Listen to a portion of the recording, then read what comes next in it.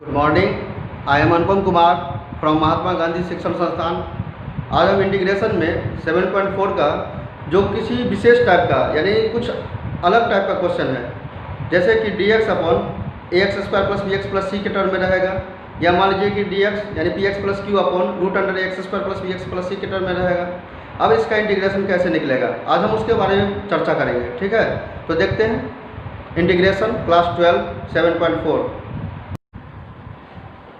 देखिएगा px plus Q अगर रहेगा ऊपर में और नीचे में रहेगा ax square plus bx plus c, इस टर्म में अगर रहेगा इंटीग्रेट करने के लिए तो हम कैसे इंटीग्रेट करेंगे। ऊपर में है कोई linear equation px plus Q. Linear equation का मतलब क्या हुआ कि x का डिग्री 1 रहेगा, यहाँ पर p और q कोई ना कोई कांस्टेंट है, यहाँ पर p और q क्या होगा, कोई ना कोई कांस्टेंट होगा, और नीचे में डिनोमिनेटर में रहेगा ax square plus bx plus c।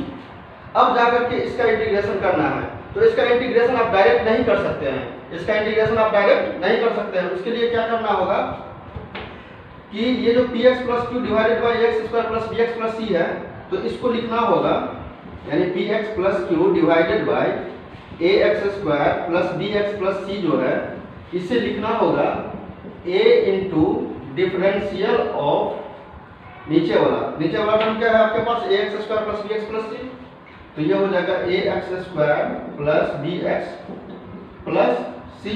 ठीक है, यहाँ पर नीचे वाले का लेफ्ट साइड में ax square plus bx plus c का कोई जरूरत नहीं है, जरूरत है हमें सिर्फ px प्लस q का। तो लेफ्ट में क्या लिखेंगे, px plus q is equal to capital A मानेंगे d बाई dx, डिनोमिनेटर का डिफरेंशियल, ये क्या है डिफरेंशिएशन ऑफ नीचे वाला, यानी ax square plus bx plus c है नीचे में, तो इस टर्म का हम डिफरेंशिएशन कर देंगे और प्लस समथिंग कांस्टेंट b रख देंगे। ठीक है, अब हम क्या करेंगे, इसका डिफरेंशिएशन करने के बाद प्लस b रखेंगे और तब दोनों बगल कंपेयर करेंगे, और कंपेयर करने के बाद हम a और b का वैल्यू आसानी से निकाल सकते हैं। ठीक है, तो इस तरह से आप इसका डिफरेंशिएशन करने के बाद इंटीग्रेशन निकालिएगा।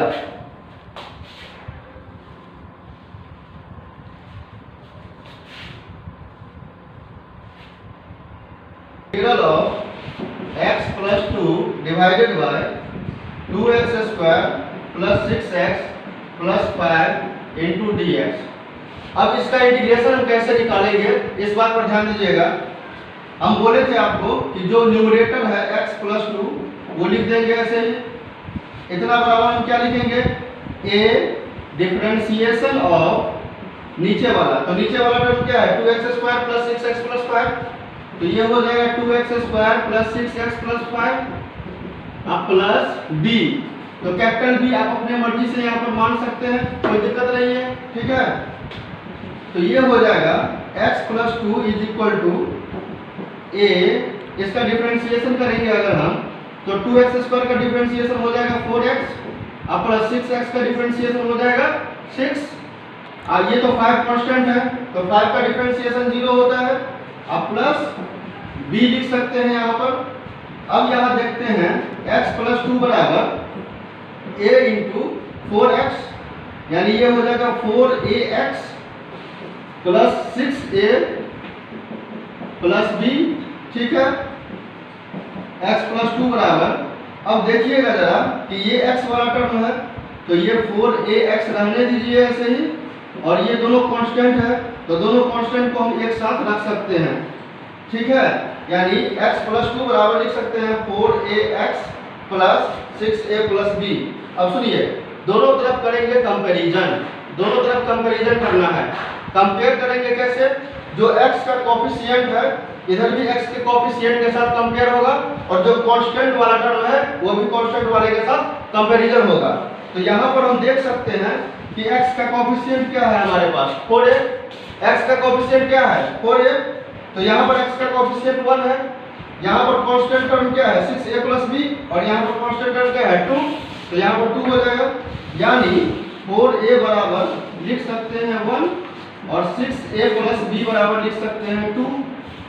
यहाँ तक कोई प्रॉब्लम वाली बात दिया गया था क्वेश्चन में, उसके according x plus 2 divided by 2x square plus 6x plus 5 is equal to क्या है a, तो a के जगह पर 1/4 डिफरेंशियल, तो इसका डिफरेंशियल यही था 4x plus 6 divided by 2x square plus 6x plus 5, क्योंकि यहाँ पर भी नीचे में है 2x square plus 6x plus 5, तो यहाँ पर भी रखेंगे और प्लस b, तो b का वैल्यू क्या है 1/2, तो 1/2 यहाँ पे आ गया और ये नीचे में ये जो पूरा टर्म है इस पूरे टर्म को आप सेट कर सकते हैं। अब हमें इंटीग्रेशन कैसे निकालना है इस चीज को आप गौर से देखिए। 1/4 एज ए कांस्टेंट है, तो 1/4 कांस्टेंट के टर्म में रख दीजिएगा। इंटीग्रेशन का साइन देंगे हम 4x plus 6 divided by 2x square plus 6x plus 5 और इसका हम करेंगे dx। ये हो गया फर्स्ट पार्ट, यानी इंटीग्रेशन दो पार्ट में टूटेगा। यहाँ पे इंटीग्रेशन दो पार्ट में टूटेगा, ये फर्स्ट पार्ट हुआ। अब प्लस सेकंड पार्ट कैसे तोड़ना है, तो 1/2 है dx upon 2x square plus 6x plus 5, ये हो गया। तो इस प्रकार से इंटीग्रेशन दो पार्ट में टूटेगा और हम दोनों पार्ट का इंटीग्रेशन बारी बारी से करेंगे। इसको हम मान लेते हैं I1, इसको मान लेते हैं I1 और इसको मान लेते हैं I2, ठीक है। तो I1 का इंटीग्रेशन कीजिएगा, उसको 1/4 से मल्टीप्लाई कीजिएगा, I2 का इंटीग्रेशन कीजिएगा और उसको 1/2 से मल्टीप्लाई कीजिएगा, तब फाइनल रिजल्ट आएगा। यानी यह जो इंटीग्रेशन था देखने में बहुत छोटा था, लेकिन यह दो भाग में स्प्लिट हो गया है और वह दो भाग में जो हमने स्प्लिट किया उसमें भी दिमाग लगाना पड़ा है। कैसे, जो न्यूमरेटर वाला टर्म है उतना बराबर a into differential of denominator plus b ले लिए, उसके बाद फिर कंपेयर करके a और b का वैल्यू निकाला गया है, फिर उस a और b का वैल्यू यहाँ पर सेट किए हैं, तब जाकर के इंटीग्रेशन हुआ है, ठीक है। अब इस इंटीग्रेशन को दो भाग में बांट दिए हैं। पहले वाले पार्ट को बोल देते हैं I1 और दूसरे वाले पार्ट का नाम दे देते हैं I2।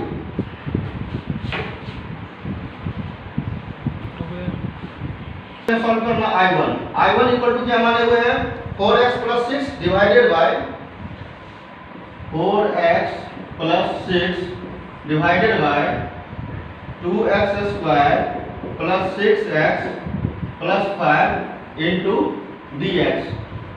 ये सॉल्व करना थोड़ा सा आसान है। आसान इसीलिए है क्योंकि नीचे वाले टर्म को अगर आप t मान लेते हैं तो उसका डायरेक्ट डिफरेंशियल पार्ट ऊपर में है, ठीक है। अगर हम मान लेते हैं late 2x square plus 6x plus 5 बराबर t, ठीक है, तो इसका डिफरेंशिएशन कीजिएगा तो क्या होगा 4x प्लस 6 इंटू dx बराबर dt।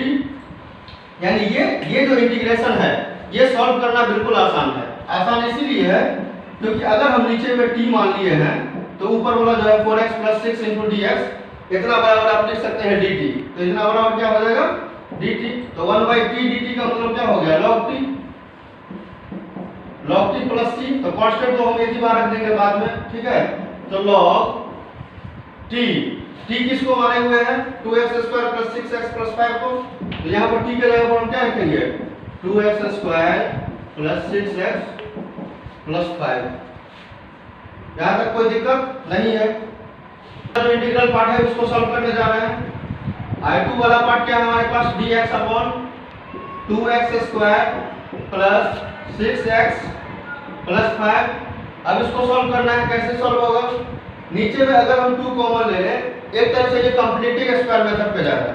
Completing square method class 10th में था, उस मेथड को हम यहाँ पर रिपीट करने वाले हैं और इस चीज को हम कंप्लीटिंग स्क्वायर मेथड से यहाँ पर साइड में थोड़ा सा सॉल्व कर लेते हैं, तोड़ देते हैं, ठीक है। 2x square plus 6x plus 5 है, 2x square plus 6x plus 5, 2x square plus 6x plus 5 है। इसमें से हम 2 कॉमन ले लेते हैं, ठीक है। तो यहाँ से आप 2 कॉमन ले लीजिएगा तो क्या बचेगा x square plus 3x plus 5/2 बचेगा, x square plus 3x plus 5/2 बचेगा। अब देखो इसको हम किसी भी तरह से a प्लस b के होल स्क्वायर में तोड़ेंगे, चाहे इसके लिए हमको जो चीज जोड़ना पड़े या घटाना पड़े। कुछ टर्म आपको यहाँ पर प्लस करना होगा और कुछ टर्म माइनस करना होगा, ठीक है। उस आधार पर हम यहाँ पर कंप्लीटिंग स्क्वायर मेथड का यूज कर सकते हैं। इस क्वेश्चन में अभी हम लोग देखे थे कि नीचे वाला जो टर्म है 2x square plus 6x plus 5, इसको कंप्लीटिंग स्क्वायर मेथड पर अगर सॉल्व किया जाए तो ये हमारे सामने में आएगा 2 इंटू एक्स प्लस 3/2 का होल स्क्वायर प्लस 1/2 का होल स्क्वायर, ये हो जाएगा। अब हम क्या करेंगे कि I2 का वैल्यू हमें सॉल्व करना है। तो I2 का वैल्यू कैसे सॉल्व करेंगे, dx अपॉन ये था, तो dx अपॉन इस पूरे टर्म को हम क्या लिख सकते हैं, 2 इंटू एक्स प्लस 3/2 का होल स्क्वायर प्लस 1/2 का होल स्क्वायर। अब ये जाएगा किस पे, dx by x square plus a square पे। तो ये अब चला जाएगा dx by x square plus a square पे, वो tan इनवर्स x का होगा। dx upon x square plus a square का इंटीग्रेशन क्या होता है, 1/a tan inverse x by ए।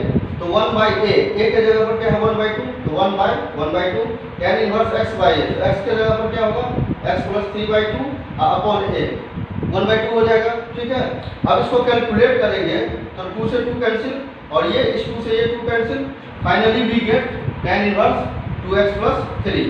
अब हम आपको बताए थे कि इसको स्प्लिट किया गया था दो पार्ट में, एक I1 और एक I2। I1 को मल्टीप्लाई करेंगे 1/4 से और I2 को मल्टीप्लाई करेंगे 1/2 से। तो 1/4 इंटू I1 जो निकाले थे 100 और 1/2 इंटू I2 जो निकाले थे 100। तो this is the final answer, ये हमारा फाइनल आंसर है। Thank you.